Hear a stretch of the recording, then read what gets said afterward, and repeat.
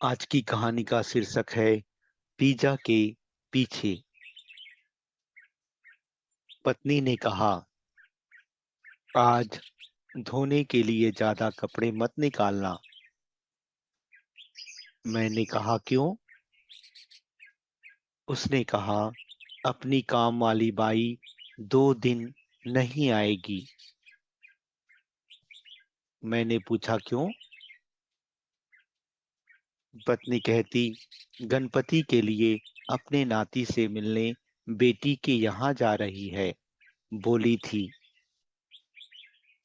मैंने कहा, ठीक है, अधिक कपड़े नहीं निकालता।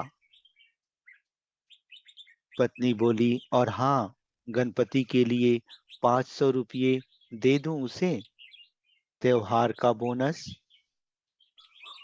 मैंने कहा, क्यों? अभी दिवाली आ ही रही है ना, तब दे देंगे।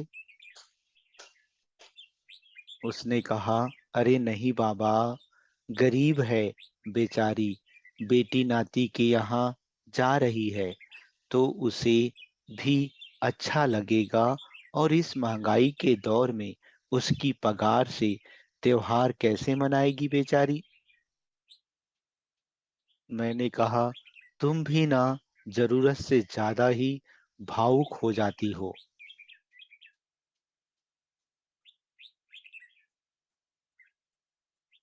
3 दिन बाद पोछा लगाती हुई काम वाली बाई से मैंने पूछा, क्या बाई, कैसी रही छुट्टी? उसने कहा, बहुत बढ़िया साहब, दीदी ने 500 रुपये दिए थे ना, त्योहार का बोनस।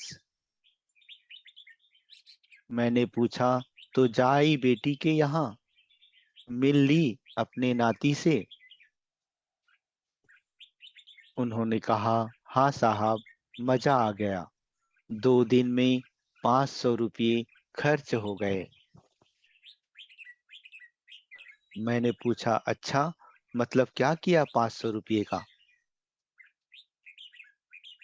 उन्होंने कहा, नाती के लिए 150 रुपये का शर्ट, 40 रुपये की गुड़िया, बेटी को 50 रुपये के पेड़े लिए, 50 रुपये के पेड़े मंदिर में प्रसाद चढ़ाया, 60 रुपये किराए के लग गए, 25 रुपये की चूड़ियां बेटी के लिए, और जमाई के लिए 50 रुपये का बेल्ट लिया अच्छा सा। बचे हुए 75 रुपये नाती को दे दिए कॉपी पेंसिल खरीदने के लिए। झाड़ू पोछा करते हुए पूरा हिसाब उसकी जबान पर रटा हुआ था। मैंने कहा, 500 रुपये में इतना कुछ? वह आश्चर्य आश्चर्य से मैं आश्चर्य से मन ही मन विचार करने लगा। मेरी आंखों के सामने 8 टुकड़े किया हुआ बड़ा सा पिज्जा घूमने लगा। एक एक टुकड़ा मेरे दिमाग में हथौड़ा मारने लगा। अपने एक पिज्जा के खर्च की तुलना मन ही मन काम वाली बाई के त्योहारी खर्च से करने लगा।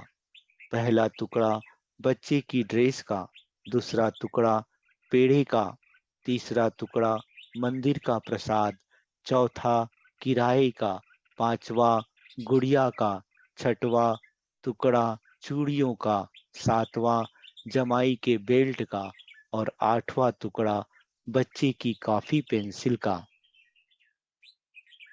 आज तक हमेशा पिज्जा की एक ही बाजू देखी थी, कभी पलटाकर नहीं देखा था कि पिज्जा पीछे से कैसा दिखता है।